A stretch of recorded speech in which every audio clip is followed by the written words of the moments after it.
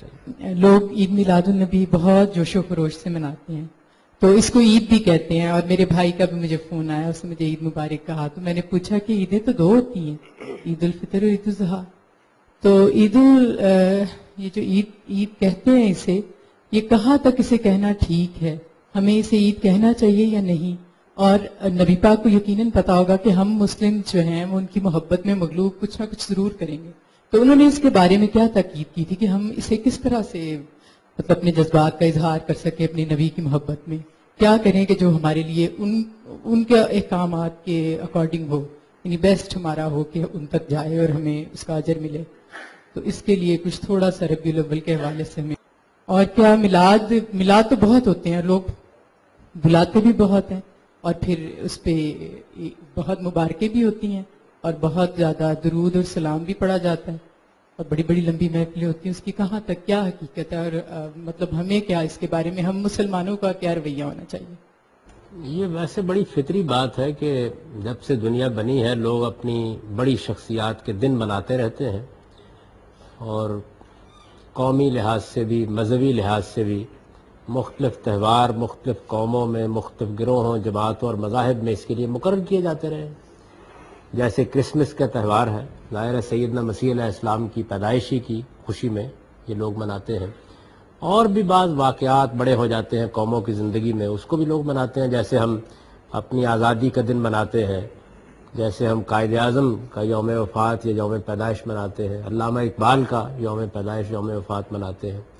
تو تہوار منانے کی ایک عمومی روایت دنیا کی ساری قوموں میں رہی ہے. یہ اپنی جگہ کوئی بری چیز نہیں ہے. اس سے تاریخی واقعات یاد رہتے ہیں، لوگوں کی ایک دلی وابستگی رہتی ہے، اور کسی حد تک آپ کہہ سکتے ہیں کہ آئندہ نسلوں کو بعض چیزیں اس کے ذریعے سے منتقل ہوتی رہتی ہیں. تو اس وجہ سے اصلاً یہ کوئی بری چیز نہیں ہے. لیکن نبی صلی اللہ علیہ وسلم کا مقام مرتبہ ایسا ہے کہ میرے خیال کے مطابق آپ اس سے بہت بلند ہیں کہ آپ کو اس سطح پر لے آیا جائے کہ جیسے ہم قائد اعظم کا دن مناتے ہیں ایک دن آپ کا بھی منا لیں، جیسے ہم پاکستان کے قیام کا ایک دن مناتے ہیں اس طرح آپ کا بھی ایک دن منا لیں. آپ کسی ایک دن کی شخصیت نہیں ہیں، آپ تو ہمارے شب و روز کی شخصیت ہیں.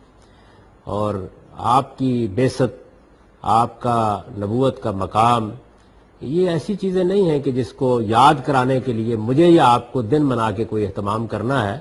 اس کا اہتمام اللہ پروردگار عالم نے اس درجے میں کر دیا ہوا ہے کہ ہر روز 5 وقت ہماری مسجدوں سے یہ صدا بلند ہو جاتی ہے.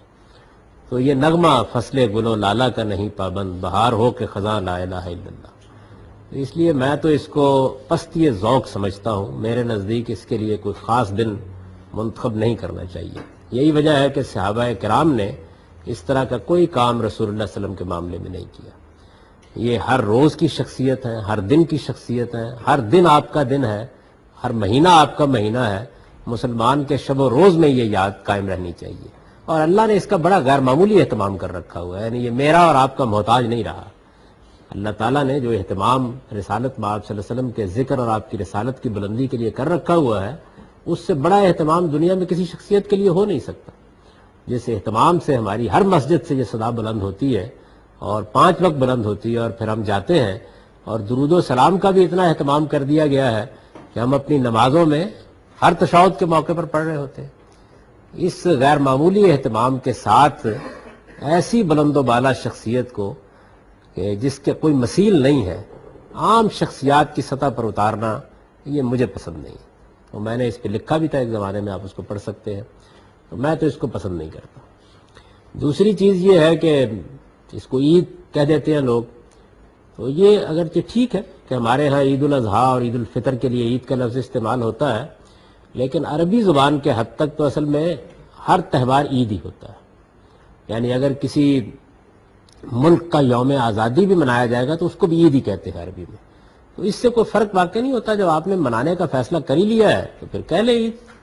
اس لیے کہ عید تو کہتے ہیں کہ ایسا تہوار کہ جو ہر سال بار بار آتا ہے، لوٹایا جاتا ہے، اس سے یہ لفظ بنا ہوا ہے، یعنی بار بار آنے والا. تو میں نے اپنا رجحان آپ کی خدمت میں بیان کر دیا ہے، اور میں اس کو پسند نہیں کرتا. میرے خیال میں اگر سیرت کا بیان ہونا ہے تو وہ بھی ہمارے شب و روز کا حصہ ہونا چاہیے. اگر لوگوں کو دین سکھانا ہے تو وہ بھی ہماری دن رات کی ذمہ داری ہے.